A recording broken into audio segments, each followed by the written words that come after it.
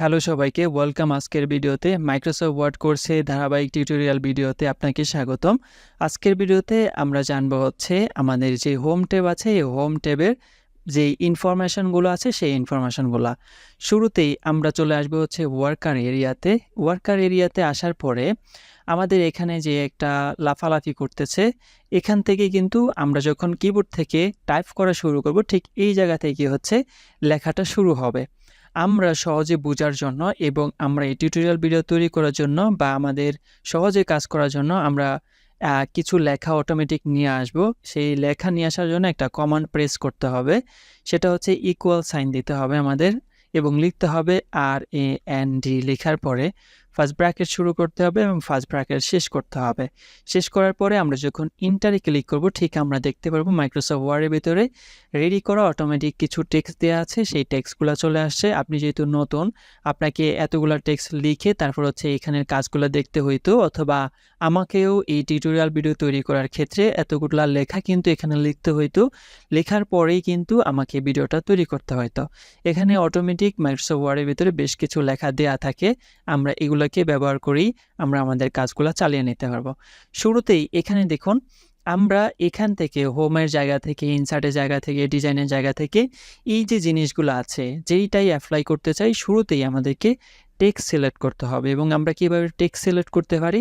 Text select করার জন্য আমরা এখান থেকে ধরুন যে এই একটা প্যারা আছে, 3টা লাইনে একটা প্যারা। এই প্যারা থেকে এখান থেকে শুরু করে ধরুন আমি এই পর্যন্ত সিলেক্ট করতে চাচ্ছি। সেক্ষেত্রে আমি যে কাজটা করতে পারি, আমি আমার মাউসের লেফট বাটন ক্লিক করে রেখে ঠিক এভাবে যখন আমি ড্র্যাগ করব, তখন হচ্ছে আমি সিলেক্ট করতে পারবো। এবং আমি যদি এখানে শুধু এই স্পেসিফিক এই যে ওয়ার্ডটা আছে, এই ওয়ার্ডটা সিলেক্ট করতে চাই, এই ওয়ার্ডটা আমি সিলেক্ট করতে পারবো। এবং যতটুকু ওয়ার্ড বা যতটুকু জায়গা বা যতটুকু লেখা আমাদের সিলেক্ট করা থাকবে, ঠিক ততটুকু জায়গায় কিন্তু আমরা ইফেক্ট ব্যবহার করতে পারবো বা ডিজাইন ব্যবহার করতে পারবো বা bullet, numbering, text size, font এগুলো আমরা ব্যবহার করতে পারবো। আরেকটা অপশন আছে, যদি আপনি এই পুরো পেজের লেখাগুলোকে আপনি সিলেক্ট করতে চান, সেক্ষেত্রে আপনি যখন Ctrl+A তে ক্লিক করে দিবেন, ঠিক তখনই কিন্তু এই লেখাগুলো সম্পূর্ণ সিলেক্ট হয়ে যাবে। আপনি যখন Ctrl+A তে ক্লিক করবেন, ঠিক এই লেখাগুলো আপনার সম্পূর্ণ সিলেক্ট হয়ে যাবে।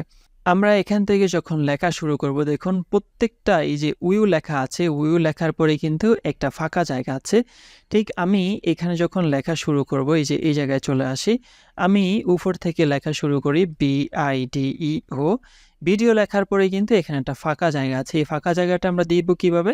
আমাদের কিবোর্ড থেকে স্পেস বার আছে, ঠিক আমরা স্পেস বারে ক্লিক করে দিব, তখন কিন্তু আমাদের এখানে একটা ফাঁকা চলে আসলো। এরপরে যদি আমি এখানে লেখা শুরু করি PROBIDES, প্রোভাইডস লিখলাম এবং স্পেস বারে ক্লিক করে আমরা লিখতে হবে। ঠিক এইভাবে ফরম্যাটিং করে করে কিন্তু আমরা এখানে এই জিনিসগুলা হচ্ছে লিখতে পারবো। এবার আসেন আরেকটা জিনিস, সেটা হচ্ছে এই যে আমরা এখানে লিখলাম যে ভিডিও প্রোভাইডস এখন ধরুন এখানে আমার ঠিক এই জায়গায় যাওয়া পড়বে, মানে যে কার্সরটার এই যে লাফালাফি করতেছে, এই জায়গা থেকে কিন্তু লেখা শুরু হবে। আমি যদি লেখা শুরু করি, তখন কিন্তু এখান থেকে শুরু হইতেছে। এখন আমি চাচ্ছি যে এখানে ভিডিওর এই জায়গায় কিন্তু আমি আরেকটু কিছু লেখা আছে, সেই লেখাটা লিখতে চাচ্ছি।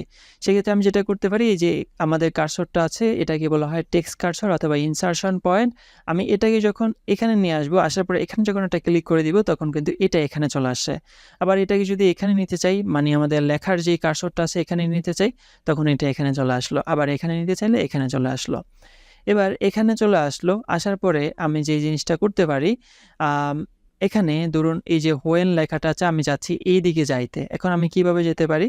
দেখুন আমাদের কিবোর্ডে কিন্তু 4টা অ্যারো বাটন দেওয়া আছে। আমি যখন লেফট অ্যারোতে আমি যখন ক্লিক করতে থাকবো, তখন একটা একটা করে লেটার আমি ঠিক লেফটে যেতে পারবো। এই যে আমি যখন ক্লিক করতেছি, ঠিক আমি একটা একটা লেটার করে কিন্তু লেফটে যাইতেছি। আবার যদি আমি রাইটে যেতে চাই, তাহলে আমি এক এক লেটার করে কিন্তু রাইটে যেতে পারবো। আমি যদি নিচে যেতে চাই, তাহলে এক লাইন এক লাইন করে আমি নিচে যেতে পারবো এবং এক লাইন এক লাইন করে আমি ঠিক উপরে যেতে পারবো।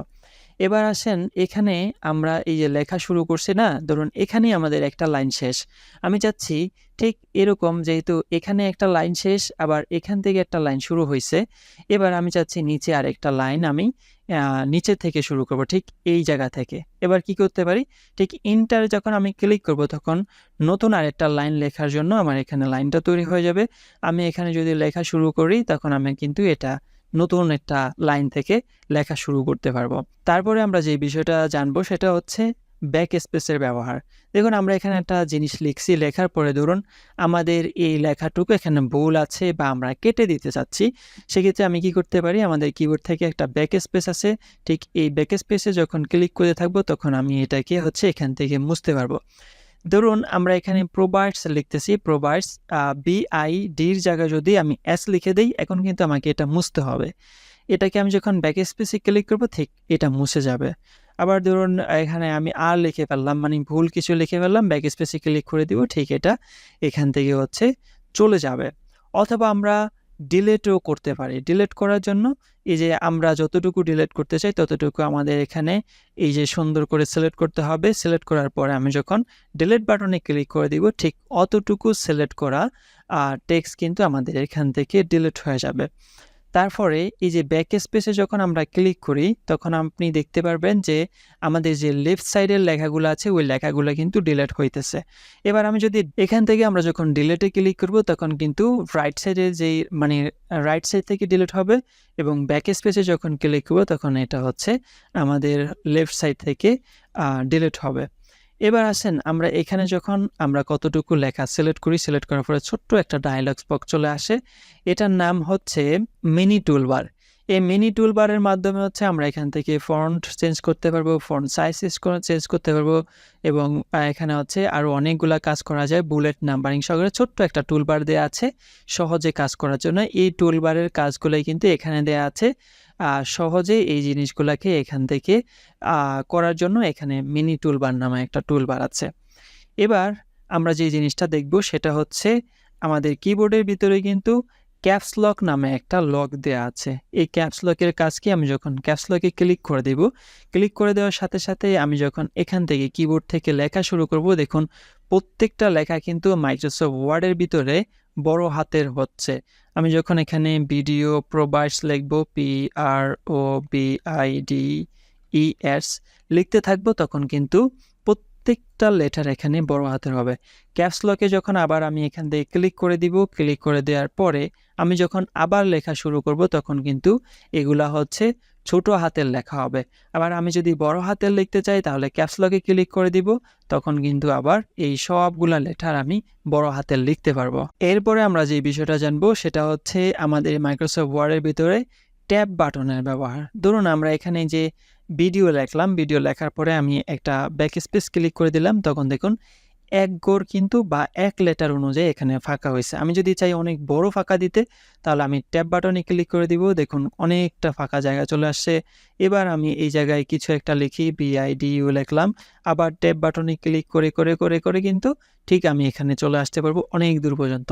ট্যাব বাটনে যখন ক্লিক করব তখন কিন্তু অনেকখানি জায়গা পর্যন্ত ফাঁকা চলে আসে, মানে জায়গা হয়ে যায়, বা স্পেস বারের কাজগুলো কিন্তু ট্যাব বাটনের মাধ্যমে তাড়াতাড়ি করা যায়। এবার আমরা যে বিষয়টা দেখব সেটা হচ্ছে এখানে দেখুন একটা 3টা লাইন দেওয়া আছে। আমি এই লাইনটাকে সিলেক্ট করলাম, সিলেক্ট করার পরে এই মাইক্রোসফট ওয়ার্ডের ভিতরে কিন্তু আমাদেরকে অনেক সময় কপি পেস্টের কাজ করার প্রয়োজন পড়ে। আমি এই যে কপি করার জন্য এই 3টা লাইনকে Ctrl+C-তে ক্লিক করে দিলাম। ক্লিক করে দেওয়ার পরে এখানে চলে আসবো, আসার পরে চাচ্ছি আমি এই টেক্সটের নিচে এখানে পেস্ট করতে, আমি ইন্টার বাটনে ক্লিক করে দিব। ঠিক এখানে যখন আমি Ctrl+V-তে ক্লিক করে দিব তখন কিন্তু আমার এখানে কপি করা টেক্সটটা এখানে কিন্তু চলে আসছে। ঠিক আমি এটাকে কিন্তু Ctrl+X এর মাধ্যমে করতে পারতাম। Ctrl+X-এ ক্লিক করে দিলে এখান থেকে চলে যাবে, এবং এখানে এসে আমি যদি Ctrl+V-তে ক্লিক করে দিই তখন কিন্তু আমার এখানে লেখাটা চলে আসলো। তো মোটামুটি আমরা এখানে বেশ কয়েকটা কাজ আমরা দেখার চেষ্টা করলাম।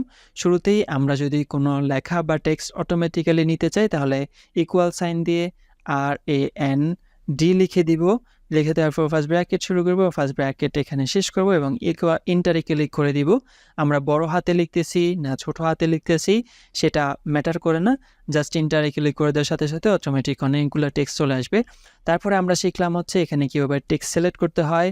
তারপরে আমরা শিখলাম হচ্ছে মিনি টুলবারের কাজ, স্পেস বারের কাজ, তারপর হচ্ছে ট্যাবের কাজ, ক্যাপস লকের কাজ, ইন্টারের কাজ, ব্যাক স্পেসের কাজ এবং ডিলিট বাটনের কাজ।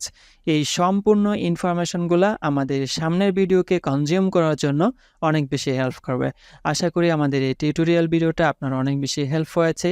যদি ভিডিওটি ভালো লাগে থাকে তাহলে অবশ্যই লাইক করতে ভুলবেন না, আপনার বন্ধুদের সাথে শেয়ার করতে একদমই ভুলবেন না। আমাদের এই চ্যানেলটিকে সাবস্ক্রাইব করে পাশেই থাকবেন, যাতে করে পরবর্তী ভিডিও যখন আমরা আপলোড করব তখন আপনার কাছে নোটিফিকেশন চলে যায়। দেখা হচ্ছে পরবর্তী ভিডিওতে।